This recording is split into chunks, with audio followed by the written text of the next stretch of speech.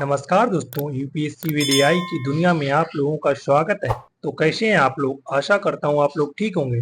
तो video start करते हैं बिना किसी देरी के। आज का टॉपिक है हर्यक वंश। हर्यक वंश का इतिहास प्राचीन भारत के सबसे महत्वपूर्ण युगों में से एक है, जो मगध साम्राज्य की नींव रखने और इसे एक विशाल शक्ति में बदलने का कार्य करता है। इस वंश के शासनकाल में न केवल राजनीतिक और सैन्य उपलब्धियां हासिल की गई, बल्कि सांस्कृतिक और धार्मिक स्तर पर भी कई महत्वपूर्ण बदलाव हुए, जिसका प्रभाव पूरे उत्तरी भारत पर पड़ा।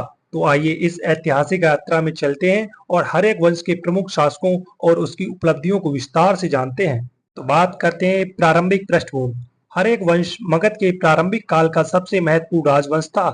इस वंश का शासन 6ठी शताब्दी ईसा पूर्व से 5वीं शताब्दी ईसा पूर्व तक रहा। हर एक वंश की शुरुआत उस समय हुई जब बिंबिसार नामक शासक ने मगध के सिंहासन पर अपना अधिकार स्थापित किया। मगध की राजधानी राजगृह थी, जो आज के बिहार राज्य में स्थित है। यह समय भारतीय इतिहास में वैदिक सभ्यता के पतन और नए धार्मिक विचारों के उदय का समय था, जिसमें जैन और बौद्ध धर्म प्रमुख थे। तो कहानी में आगे बढ़ते हैं और बात करते हैं इस काल के प्रमुख शासक की। नंबर 1, बिंबिसार। बिंबिसार का समय काल लगभग 544 ईसा पूर्व से 492 ईसा पूर्व तक था।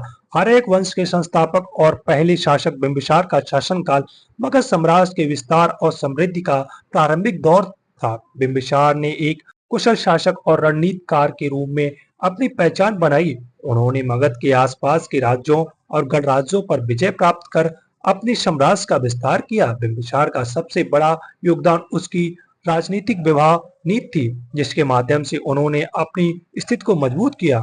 तो अब बात करते हैं बिंबिसार की प्रमुख उपलब्धियां। नंबर 1, राजनीतिक विवाह नीति। बिंबिसार ने कौशल के राजा की बहन महाकोशला से विवाह किया, जिससे काशी राज्य पर उसका अधिकार हो गया। इसके अलावा उन्होंने लिच्छवी गणराज्य के शासकों के साथ गठबंधन करने के लिए एक और विवाह किया। ये गठबंधन मगध की सुरक्षा और आर्थिक समृद्धि के लिए अत्यंत महत्वपूर्ण थे। नंबर 2, अंग विजय। बिंबिसार ने अंग राज्य, जो वर्तमान में भागलपुर के आसपास स्थित था, पर आक्रमण कर इसे अपने साम्राज्य में मिला लिया। अंग की विजय ने मगध की सैन्य और आर्थिक ताकत को बढ़ा दिया, क्योंकि यह एक समृद्ध राज्य था और उसकी भूमि से मगध को महत्वपूर्ण संसाधन प्राप्त होते थे। नंबर 3, धार्मिक संरक्षण। बिंबिसार ने गौतम बुद्ध के समकालीन रहते हुए बौद्ध धर्म को संरक्षण दिया। बिंबिसार और गौतम बुद्ध की मित्रता बहुत प्रसिद्ध थी और बिंबिसार ने बौद्ध धर्म के प्रचार प्रसार में महत्वपूर्ण भूमिका निभाई। उन्होंने जैन धर्म के 24वें तीर्थकर महावीर स्वामी को भी संरक्षण दिया। तो कहानी में आगे बढ़ते हैं, बात करते हैं अजातशत्रु। इसका समय काल लगभग 492 ईसा पूर्व से 460 ईसा पूर्व तक था। बिंबिसार की मृत्यु के बाद उसके पुत्र अजातशत्रु ने सत्ता संभाली। हालांकि अजातशत्रु का पिता बिंबिसार के साथ संबंध अत्यधिक विवादित था, क्योंकि उन्होंने सत्ता प्राप्त करने के लिए अपने पिता की हत्या कर दी थी। अजातशत्रु का शासनकाल हर एक वंश के स्वर्ण युग के रूप में जाना जाता है, क्योंकि उन्होंने मगध को एक अद्वितीय सैन्य शक्ति में बदल दिया। अब बात करते हैं इसकी प्रमुख उपलब्धियां। नंबर 1, वज्र संघ पर विजय। अजातशत्रु की सबसे बड़ी उपलब्धि वज्र संघ पर विजय थी। यह संघ उत्तर भारत के सबसे शक्तिशाली गणराज्यों में से एक था, जिसमें वैशाली का गणराज्य प्रमुख था। अजातशत्रु ने एक लंबी और कठिन लड़ाई के बाद इस संघ पर विजय प्राप्त की और इसे मगध साम्राज्य में मिला लिया। इस विजय ने मगध को और अधिक शक्तिशाली बना दिया। अब बात करते हैं युद्ध तकनीकों का विकास। अजातशत्रु ने अपने शासनकाल में कई नई युद्ध तकनीकों का विकास किया। उन्होंने एक विशेष प्रकार की रथमूसल और महाशिला का उपयोग किया, जिससे दुश्मनों पर दूर से हमला किया जा सकता था। यह सैन्य नवाचार उनके युद्ध और कौशल को दर्शाता है। तो अब बात करते हैं पाटलिपुत्र की स्थापना। अजातशत्रु ने पाटलिपुत्र वर्तमान पटना की स्थापना की, जो गंगा और सोन नदियों के संगम पर स्थित था। यह स्थान सामरिक रूप से अत्यधिक महत्वपूर्ण था, क्योंकि यह उत्तर भारत के महत्वपूर्ण व्यापारिक और सैन्य मार्गों पर स्थित था।